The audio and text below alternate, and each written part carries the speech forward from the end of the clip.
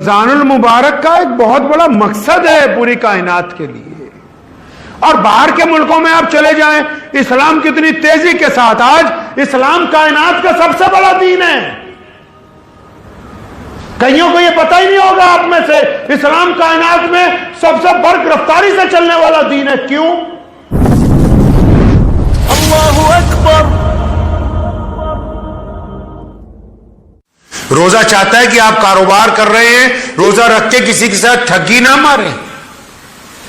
روزہ چاہتا ہے کہ آپ اپنے گھر والوں کے ساتھ معاملہ درست رکھیں، اور ماں باپ بھی سنیں۔ ماں باپ نے جو وتیرہ اپنایا جدید دور کے، جو آج کل کے ماں باپ ہیں، نبی علیہ السلام کا حکم ہے کہ اولاد کا اکرام کرو، ان کو سہولتیں پہنچاؤ، ان کو محبت سے ان کی تربیت کرو۔ آپ نے صبح دوپہر شام تانے دے دے کے اپنی اولاد کا بیڑا غرق کر دیا، جبکہ آپ کی آنے والی پہچان ہی یہی نئی نسل کی اولاد ہے جو آپ کے سامنے موجود ہے۔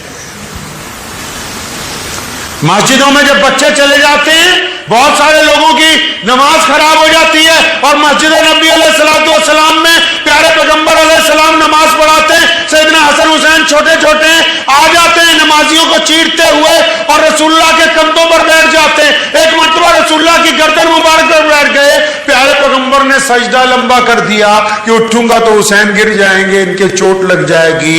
پتہ یہ لگا یہ کل کے امام، کل کے بچے، ان کو آج اگر مسجد میں آنے کے لیے روک دو گے تو کل ان مساجد کی رونق کون بنے گا؟ روزہ کیا چاہتا ہے آپ سے؟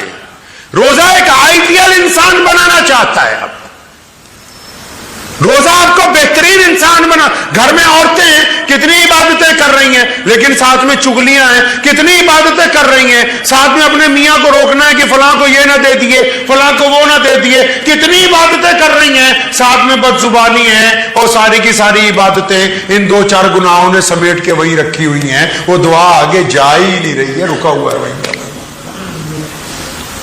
روزے کو پریکٹس مت سمجھیے کہ بس فجر میں آئے، زہر میں آئے، عصر میں آئے، مغرب میں آئے، عشاء میں اس کے بعد چلے گئے، جا کے جو مرضی نہیں، جو اللہ اور اس کے رسول کی مرضی ہے وہ، جو مرضی نہیں، اللہ اور اس کے رسول جو چاہتے ہیں وہ۔ اللہ رسول چاہتے ہیں آپ روزے میں سچ بولیں، اللہ رسول چاہتے ہیں آپ روزے میں اچھا دیکھیں، اللہ رسول چاہتے ہیں اچھا سنیں، اللہ رسول چاہتے ہیں اچھا کام کریں، اللہ رسول چاہتے ہیں ایماندار رہیں، اللہ رسول چاہتے ہیں دل کو پاک رکھیں۔ اور یہ اس لیے اللہ رسول چاہتے ہیں کیونکہ اس کے 3 عشرے بنائے، اور تینوں عشروں کا مقصد یہ ہے کہ رمضان کے بعد آپ ایک بہترین انسان بن کے سماج میں اتر جائیں۔ اگر رمضان کے بعد پھر وہیں کی وہیں بات آنے والی ہے تو پھر رمضان ہمیں کچھ دے کے نہیں گیا۔ رمضان المبارک کا ایک بہت بڑا مقصد ہے پوری کائنات کے لیے، اور باہر کے ملکوں میں آپ چلے جائیں، اسلام کتنی تیزی کے ساتھ آج اسلام کائنات کا سب سے بڑا دین ہے۔ کئیوں کو یہ پتہ ہی نہیں ہوگا آپ میں سے، اسلام کائنات میں سب سے برق رفتاری سے چلنے والا دین ہے۔ کیوں؟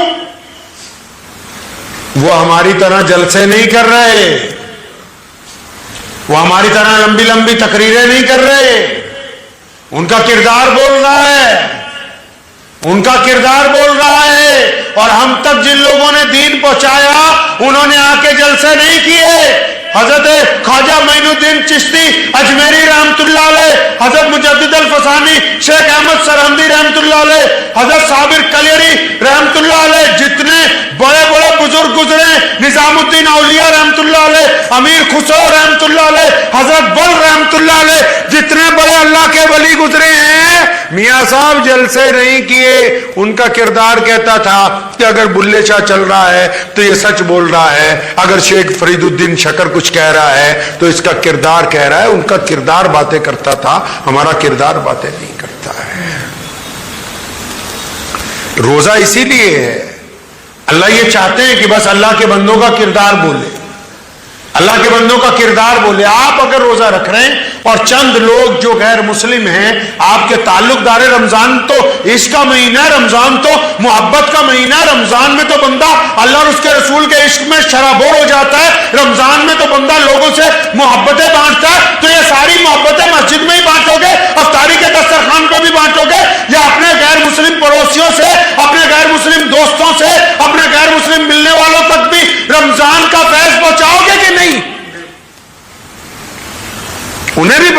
گا کہ رمضان کچھ چاہتا ہے کہ نہیں چاہتا. ایسی بات نہیں ہے. مسلمانوں کے کردار نے، مسلمانوں کے اعلی کردار نے کائنات میں اپنی دھاک بٹھا رکھی ہے. اسلام مخالف طاقتیں ساری چیزیں لا سکتی ہیں، اہل اسلام جیسا اعلی کردار نہیں. ایک غیر مسلم دوست نے مجھے بتایا، ان کے ایک جاننے والے کاروباری مسلمان تھے، ان کو گھاٹا پڑ گیا، وہ چلے گئے چھوڑ کے اپنا کاروبار. 5-7 سال بعد اچانک واپس آئے، ان کو 7-8 لاکھ روپے اس بندے کا دینا تھا، پیسے لے کے آئے، ان کو دیا. آج کی دور میں وہ غیر مسلم ہر مجلس میں اس واقعے کا ذکر کرتا ہے. کیوں؟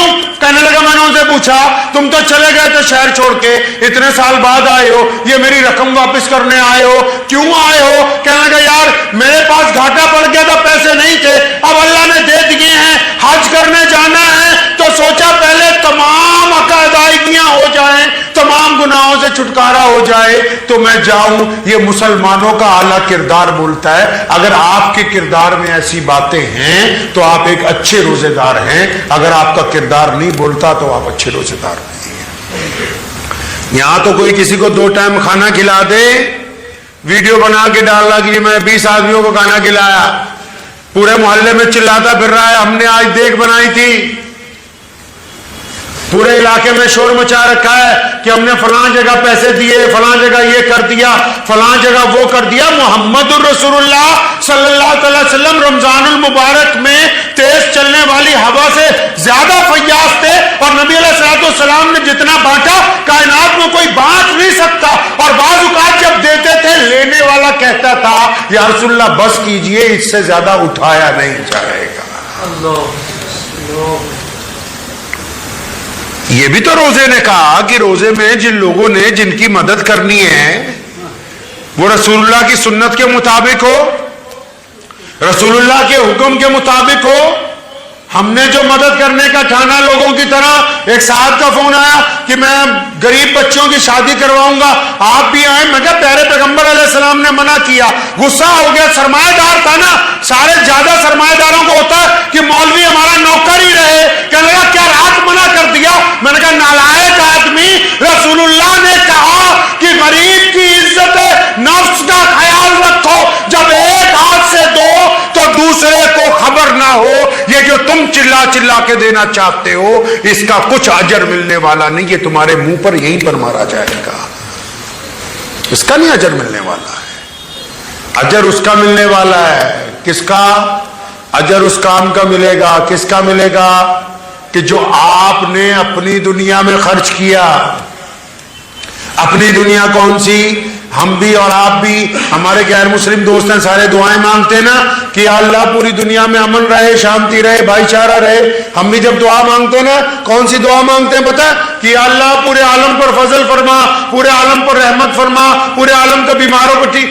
پھر یہ بھی تو سوچو کبھی کہ ہماری دنیا کون سی ہے. اگر آرام سے آپ سوچیں گے کہ آپ کی دنیا کون سی ہے، ہماری دنیا ہے ہمارے ماں باپ، ہماری دنیا ہماری بیوی بچے، ہماری دنیا ہمارے دوست، ہماری دنیا ہمارے پڑوسی، ہماری دنیا ہمارے اسکول میں پڑھے ہوئے یار، ہماری دنیا ہمارے کاروبار کے ساتھی، ہماری دنیا ہماری مسجد کے نمازی، ہماری دنیا جن سے ہماری سلام دعا ہے، ہماری دنیا ہمارے ساتھ سفر کرنے والے لوگ. اچھا ساری دنیا لی دعاواں تے اپنی دنیا تے رفڑ پایا ہوا. دعائیں ساری دنیا کے لیے اور اپنی دنیا میں ماں باپ سے بھی ناراضگی، بیوی سے بھی ناراضگی، یاروں سے بھی پنگا، بھائیوں سے بھی پنگا، دوستوں سے بھی پنگا، رشتہ داروں سے بھی پنگا، پڑوسیوں بھی تو پنگا. ارے اپنی دنیا کا بیڑا گرک کر رکھا ہے، باتیں تو ساری دنیا کی کر رہا ہے. اللہ نے جس دنیا کا آپ کو کفیل بنایا ہے اس دنیا کو تو خوبصورت بناؤ. جس دنیا کو آپ کو کفیل بنایا کہ بھائی یہ دنیا تیرے ذمے ہے، یہ ماں باپ تیرے ذمے ہے، یہ بیوی تیرے ذمے ہے، یہ بچے تیرے ذمے، یہ پڑوسی تیرے ذمے، اس دنیا کو خوبصورت بنانے کی باتیں ہی نہیں کرتے. خدا کی قسم جب تک اس دنیا کو خوبصورت بنانے کی بات نہیں کرو گے پوری دنیا کو آپ خوبصورت نہیں بنا سکتے.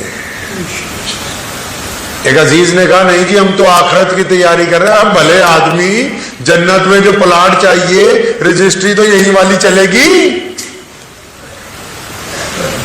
قبر میں جو سوال ہوگا جنت کا جہنم کا وہ تو دنیا کا ہونا ہے.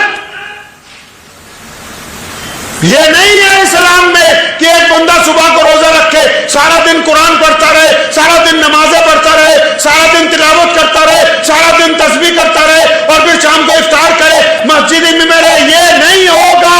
ایسے ہوگا کہ صبح کو روزہ رکھے اور پھر اس کے بعد نماز پڑھے, قرآن پاک کی تلاوت کرے, پھر ماں کا حق ادا کرے, بیوی کے ساتھ معاملہ درست رکھے, کاروبار میں جائز طریقے کے ساتھ چلتا ہو, غریبوں کی مدد کرنے والا ہو, دوسروں کے ساتھ صلہ رحمی کرنے والا ہو, شام کو پھر افطار کرنے والا ہو. جو دنیا کے معاملات کو اچھا کر کے دین تک نہیں پہنچتا تو پھر اس کا دین مکمل ہونے والا نہیں ہے.